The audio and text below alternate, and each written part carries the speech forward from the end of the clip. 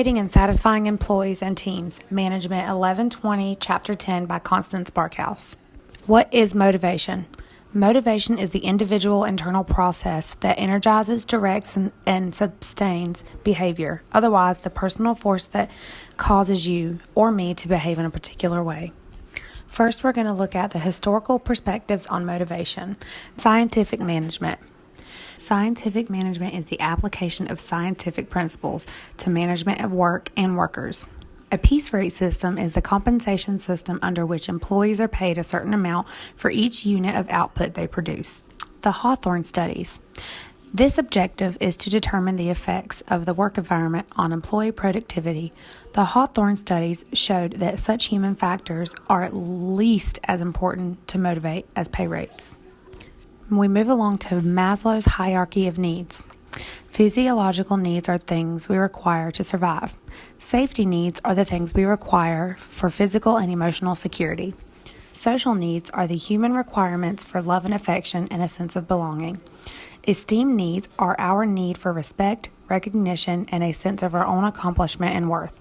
Self-actualization need is the need to grow and develop and to become all that we are capable of being. Next, we look at Hertzberg's motivation hygiene theory. Motivation hygiene theory is the idea that satisfaction and dissatisfaction are separate and distinct dimensions. Motivation factors are job factors that increase motivation, although their absence does not necessarily result in dissatisfaction. Hygiene factors are job factors that reduce dissatisfaction when present to an acceptable degree, but that do not necessarily result in high levels of motivation. Theory X. Theory X is a concept of employee motivation generally consistent with Taylor's scientific management, assumes that employees dislike work and will function only in a high-controlled work environment. Theory Y. Theory Y is a concept of employment motivation generally consistent with the idea of the human relations movement.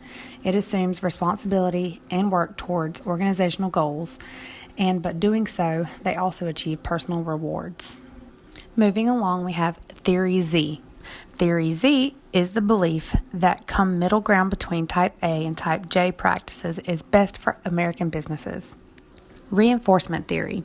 The reinforcement theory is a theory of motivation based on the premise that rewarded behavior is likely to be repeated, whereas punished behavior is less likely to reoccur. Now we're going to look at contemporary views on motivation. The contemporary views on motivation are equity theory, expectancy theory, and goal-setting theory. These theories are a prime explanation of how and why motivations develop or is sustained over time. Equity theory. Equity theory is a theory of motivation based on the premise that people are motivated to obtain and preserve equitable treatment for themselves. Equity is the distribution of rewards in direct proportion to each employee's contribution to the organization. Inputs are the time, effort, skills, education, experience, and so on that we contribute to the organization. Outcomes are the rewards we get from the organization, such as pay, benefits, recognition, and promotions. Expectancy theory. Expectancy theory is a model of motivation based on the assumption that motivation depends on how much we want something and how likely we think we are to get it. The expectancy theory is complex because each action we take is likely to lead to several outcomes, some of which we want and others we do not. Goal-setting theory. The goal-setting theory is a theory of motivation suggesting that employees are motivated to achieve goals that they and their managers establish together. Shown on the screen are some of the stipulations to a goal-setting theory. This next section we're going to discuss is the key motivation techniques. In this section, we will discuss several specific techniques that help managers to boost employee motivation and job satisfaction. Management by objectives, otherwise known as MBO. MBO is a motivation technique in which managers and employees collaborate in setting goals. The primary purpose of MBO is to clarify the roles employees are expected to play in reaching the organizational goals. Job enrichment is a method of motivating employees by providing them with a variety in their tasks while giving them some responsibility for and control over their own jobs. Job enlargement is expanding a worker's assignments to include additional but similar tasks. Job redesign is a type of job enrichment to which work is reconstructed to cultivate the work-job match. Behavior modification. Behavior modification is a systematic program of reinforcement to encourage desirable behavior. Behavior modification involves both reward to encourage actions and punishment to discourage undesirable actions. Flex time. Flex time is a system in which employees set their own work hours within certain limits determined by employees. The only condition is that every employee must work a total of 8 hours each day. Core time, when all employees must be at work.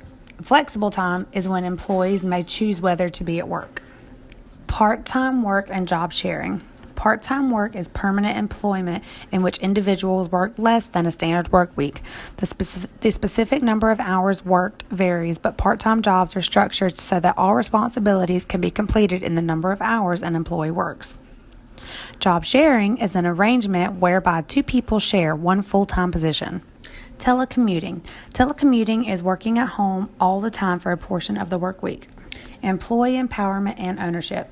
Employee empowerment means making employees more involved in their work and in the operation of the organization by increasing their participation in decision making.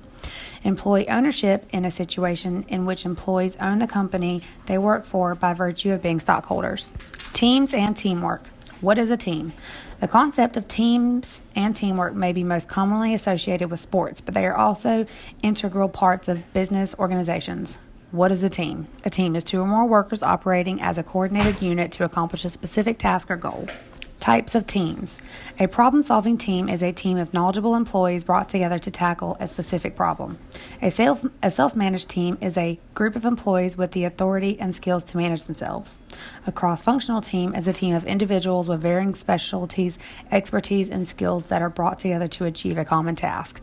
Virtual teams consist of members who are geographically dispersed but communicate electronically. Developing and using effective teams. During forming, team members are introduced to one another and begin to develop a social dynamic. During storming, the interaction may be volatile and the team may lack unity. After storming and the first burst of activity, the team begins to stabilize. During norming stage, each person's role within a group begins to solidify. Performing, the fourth stage, is when the team achieves its full potential, finally focusing on the assigned task. The final stage, adjourning, is when the team is disbanded because the project is complete. During this chapter, we explain what motivation is and showed studies and views on motivation that have influenced management practices. We then showed the contemporary theory by explaining equity, expectancy, and goal-setting theories. Last, we discussed specific techniques managers use to foster employee motivation and dissatisfaction.